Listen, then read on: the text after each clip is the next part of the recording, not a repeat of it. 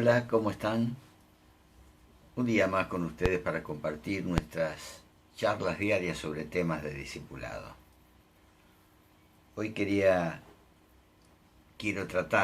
por lo menos, tratar de aclarar algunos conceptos que a veces no entendemos bien en la palabra de Dios. Uno de ellos es ¿qué es el pecado de muerte?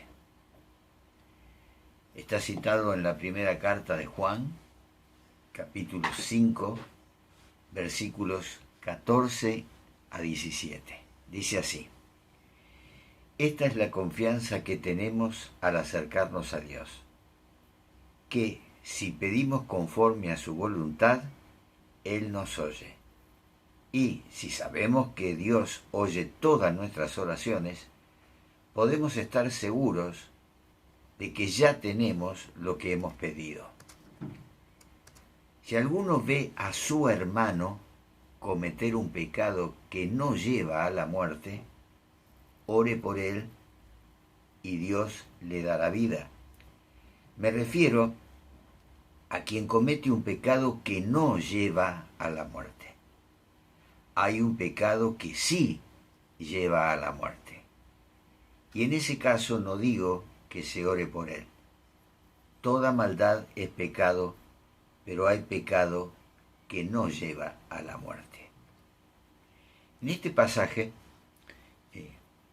hay muchas líneas de pensamiento y a veces se confunde este pasaje al pecado imperdonable citado en Marcos capítulo 3, versículos 22 a 30 y en Mateo 12, versículos 22 y 32.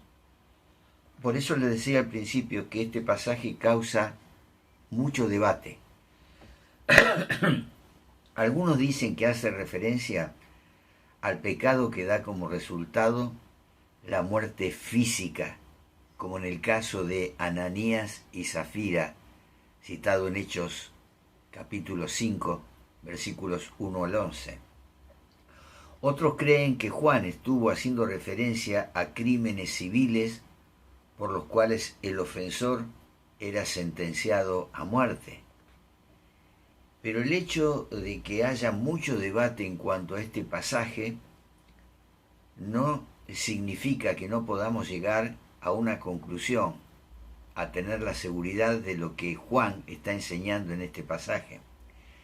Por eso es que le decía que trataré de aclarar concisamente esta confusión. La muerte a la cual se hace referencia en este pasaje no es la muerte física, la pérdida de la vida, sino que se refiere a la pérdida o a la muerte espiritual, la separación del hombre con Dios y de todo lo que es bueno. Se está refiriendo a un pecado del cual solamente los hijos de Dios podemos ser culpables. Se deja claro específicamente en el versículo 16 que hemos leído que el pecado es de un hermano. El versículo 16 que hemos leído dice: si alguno ve a su hermano cometer un pecado que no lleva a la muerte, ore por él. O sea que específicamente Juan se está refiriendo en este pasaje al pecado que cometemos nosotros los cristianos. Juan no estuvo haciendo referencia a un pecado específico, sino a una clase de pecado. Y aquí viene otra pregunta: ¿qué clase de pecado? Juan escribió mucho en cuanto al pecado en su epístola, así que no hay necesidad de ir a otro libro para encontrar la respuesta. Aquí mismo, en la primera carta de Juan, vamos a encontrar la respuesta. Como les decía, en esta primera carta de Juan aprendemos que todos los cristianos y cristianas somos susceptibles de pecar. En el capítulo 1, versículo 8 de esta primera carta, leemos: si afirmamos que no tenemos pecado, nos engañamos a nosotros mismos y no tenemos la verdad. nos está diciendo aquí que todos cristianos seguiremos pecando. El tema es no permanecer en el pecado, confesarlo a tiempo, arrepintiéndonos. Pero sigue diciendo que aunque pecamos, si confesamos nuestro pecado, como lo dice en el versículo 9, mientras demostramos activamente un espíritu penitente, un arrepentimiento genuino, real, la sangre de Jesucristo continúa limpiándonos de todo pecado, como lo afirma en 1 de Juan 1:7. Y Cristo aboga por nosotros ante el Padre. Al respecto leemos en esta primera carta, en el capítulo 2 ahora, versículo 1, mis queridos hijos, les escribo estas cosas para que no pequen. Pero si alguno peca, tenemos ante el Padre a un intercesor, a Jesucristo el justo. Ya se nos está aclarando un poco el panorama, ¿verdad? Sabemos que el Señor perdonará cualquier pecado que el cristiano confiese. Pero hay un pecado que el Señor no perdonará, y es el pecado citado en 1 de Juan 5:16, el pecado que lleva a la muerte.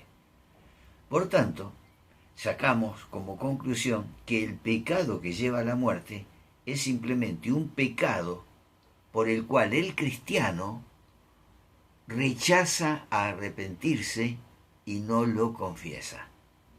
¿Queda claro? No es el otro pecado que habíamos mencionado antes, que a veces se confunde, el pecado imperdonable. Acá se está refiriendo a los pecados que cometemos los cristianos, que no lo reconocemos, que no lo confesamos, que no nos arrepentimos. Ese pecado lo lleva a la muerte. Nosotros podemos acercarnos con confianza al Padre en oración, pidiendo cualquier cosa según sea dentro de su voluntad. En la primera carta de Juan, capítulo 5, versículos 14 y 15, leemos: esta es la confianza que tenemos al acercarnos a Dios, que si pedimos conforme a su voluntad, Él nos oye. Y si sabemos que Dios oye nuestras oraciones, podemos estar seguros de que ya tenemos lo que le hemos pedido. Pero orar a Dios para que perdone a un hermano que no se ha arrepentido, que no ha confesado su error, es pedirle a Dios que haga algo en contra de su propia voluntad. ¿Se entiende? Orar para que Dios perdone a un hermano que no se arrepiente no tiene sentido. Es como pedir que Dios perdone a un incrédulo, a alguien que no ha confesado a Cristo como su Señor y Salvador, a alguien que no se arrepiente, a alguien que no es bautizado para la remisión de sus pecados. Por eso Santiago, vayamos ahora a otra carta, Santiago 5:16, dice: por eso confiésense unos a otros sus pecados y oren unos por otros para que sean sanados. La oración del justo es poderosa y eficaz. A la luz entonces de lo que estamos discutiendo, de lo que estamos tratando de sacar a luz, se puede ver el relato, por ejemplo, de Simón, el hechicero, Simón el mago, relatado en Hechos capítulo 8, versículos 4 a 24. ¿Se acuerdan? Tiene sentido perfecto con este entendimiento. Aunque Simón había escuchado el mensaje y se había arrepentido, había creído en el mensaje, luego quiere comprar los dones para que los demás reciban el Espíritu Santo. Y Pedro lo reprende y le dice: arrepiéntete. Y vemos que realmente Simón se arrepintió. Aquí hubo un pecado que llevaba a la muerte, porque él había creído, pero luego quería comprar un don del Espíritu, pero se arrepintió. Y pide él a Pedro y a Juan que oren por él para que no sea condenado.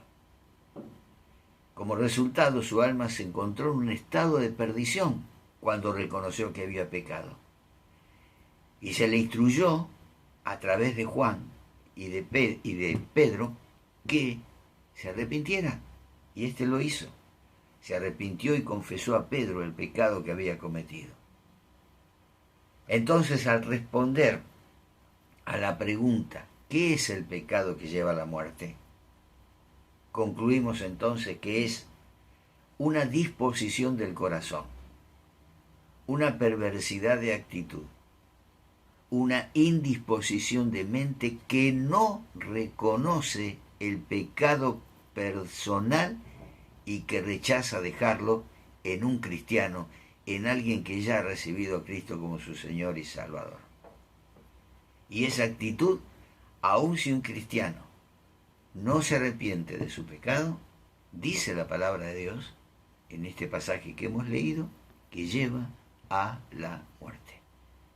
Esta actitud cierra eficazmente las puertas del cielo.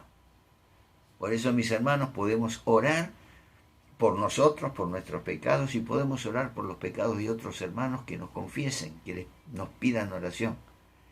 Pero nunca debemos orar por alguien que no se ha arrepentido para que sea perdonado. Debemos orar para que se arrepienta, para que el Espíritu Santo toque su corazón y lo lleve a un convencimiento de pecado y se arrepienta. Pero entonces creo que quedó aclarado, y gracias al Señor porque nos da la oportunidad de sacar a luz algunos pasajes que no son tan claros. Espero que te haya servido esta reflexión y que lo puedas aplicar en tu vida, para tu propia vida y para orar por aquellas personas, por aquellos hermanos, hermanas tuyas que están pasando por una situación de desobediencia. Llamalos a la reflexión para que, como hicieron Pedro y Juan, se arrepientan de su pecado, lo confiesen y entonces ese pecado no llevará a la muerte. Dios te bendice y mañana, si Él lo permite, trataremos otro tema de interés.